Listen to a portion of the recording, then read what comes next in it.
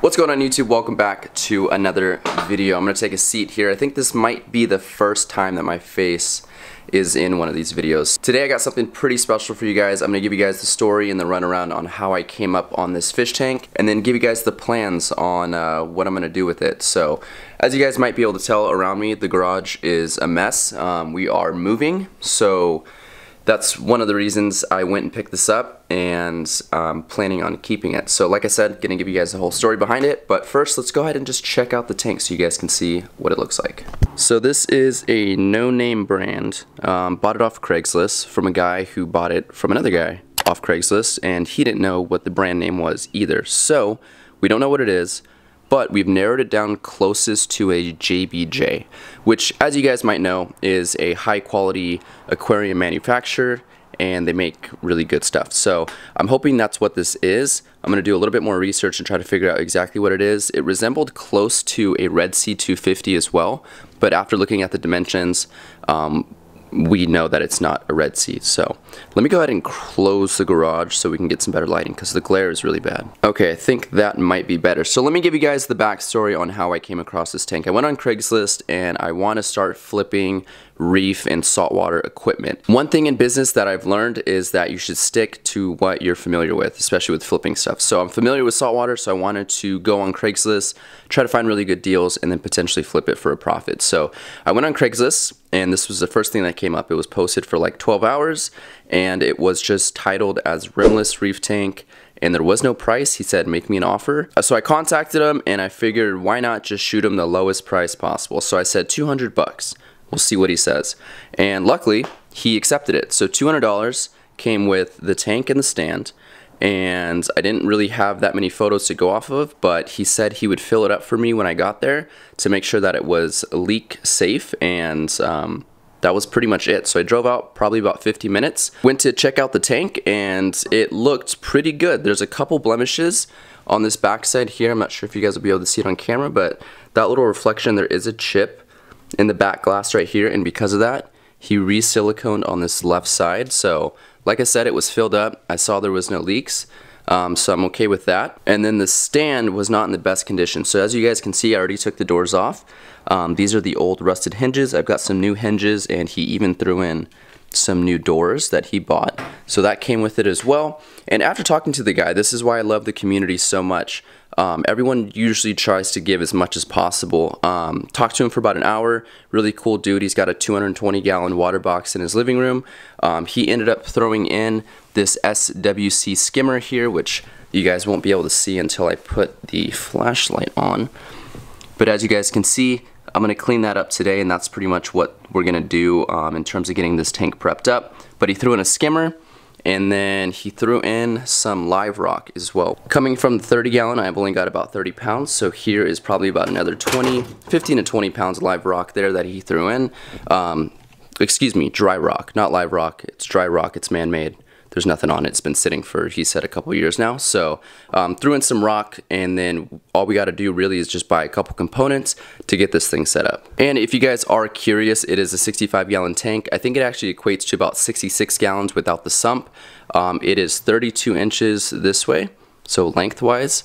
It's 24 inches front to back, and then it's 20 inches tall. So really good dimensions, or it might be 22, I'm not too sure, but really good dimensions. It's a little bit shorter than the Innovative Marine 30 long that I have right now, but of course it's so much deeper.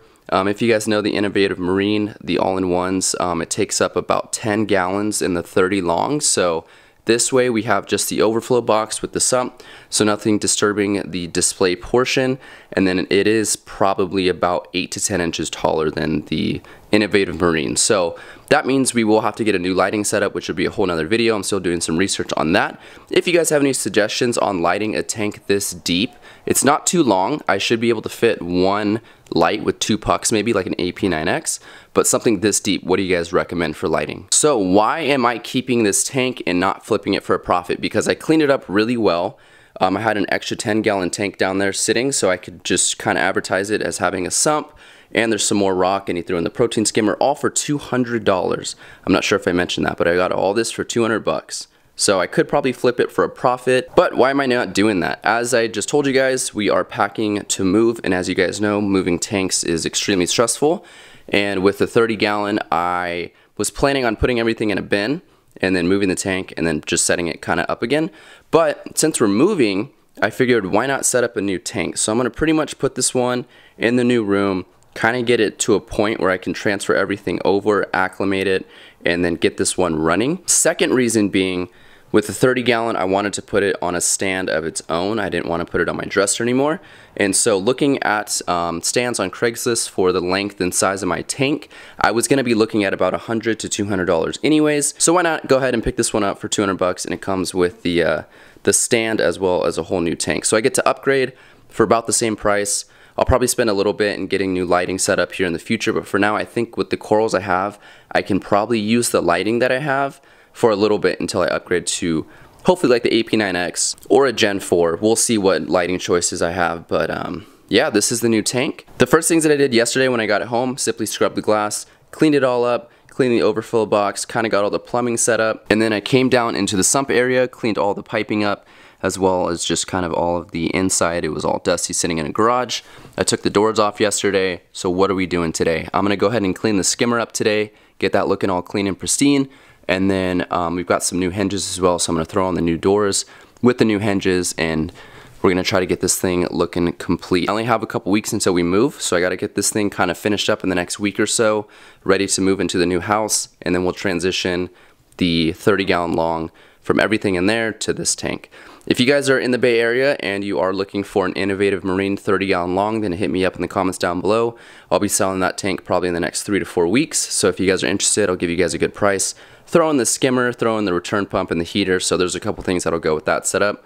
Or I might keep it. If you guys want me to keep it and see maybe a frag tank set up next to it, or you know, plumbed into this sump down here, let me know. I don't know what to do with it yet. Like I said, once I sell that tank, I'll probably break even with this tank, so we'll see.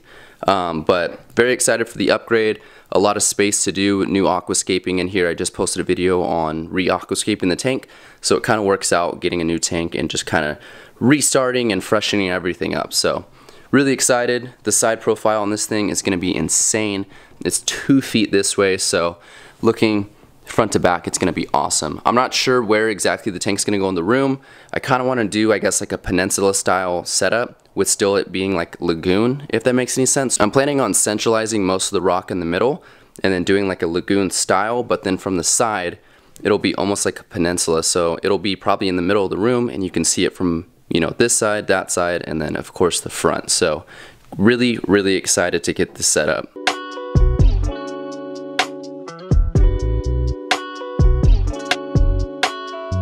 So taking the skimmer and plugging it into the socket, I realized that the pump is not working. That's probably because stuff is just clogged up in the pump. So we're gonna go ahead and take it apart. That way we'll be able to clean it easier and then get all the probably calcium and shells and everything out of the pump propeller. And then I'm hoping it'll work. If not, we might have to find a replacement pump, but that is gonna be cheaper still than, you know, buying a whole new skimmer. Of course, I got this for free, so I'm willing to pay for a new pump if need be, but we're gonna hope that the pump works after cleaning it out. Alright, so I was able to pretty much just break up some of the calcium buildup in the pump, and it runs in spins. Obviously, I don't wanna run it too long dry, so we're just gonna go ahead and set that aside for now. We're gonna go ahead and move on to the Skimmer Cup. I'm gonna fill up a bucket with some just water and vinegar, I think I'm gonna do. Hopefully that'll break up most of this stuff inside and I'll be able to get a bristle brush in here and scrub all this away. But we're gonna try to make it look as new as possible. I'm just really happy this pump works.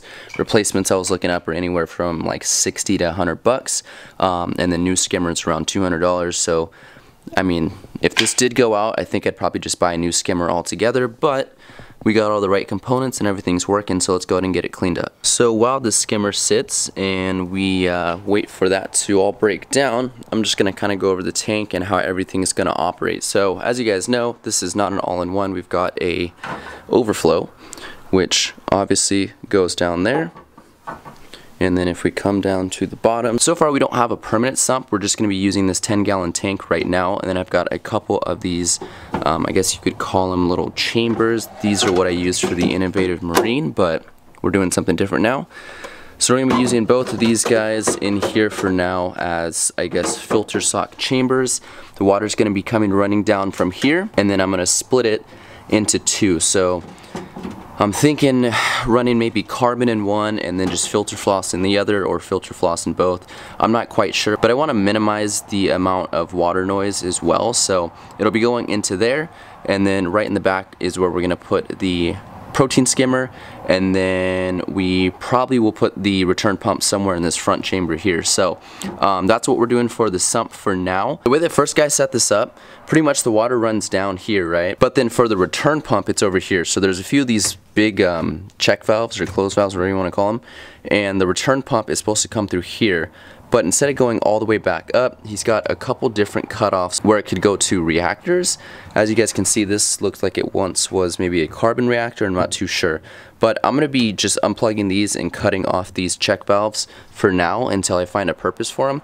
For now, I simply just want the water running down, and then return pump pushing water back up through this return line. So that is the plan.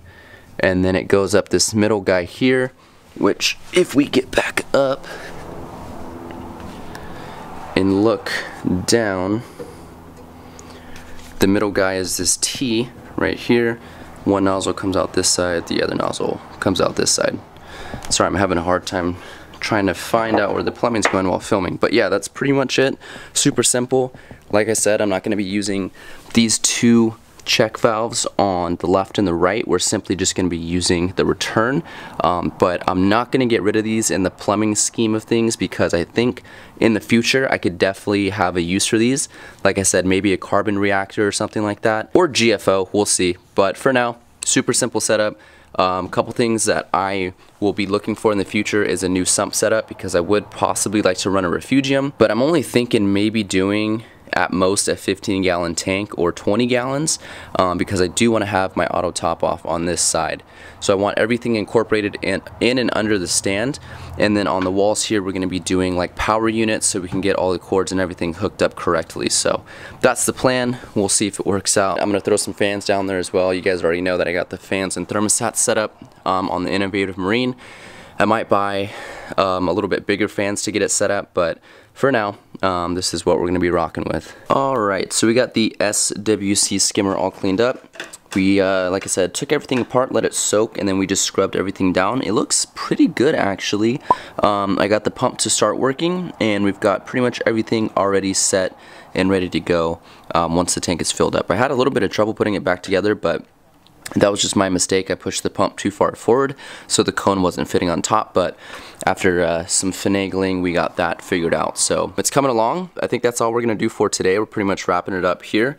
If you guys are excited for this build, let me know in the comments down below. Drop a like. But yeah, with all that being said, I will catch you guys on the next one. I'm very excited for this build. It's coming along. Alright, peace out.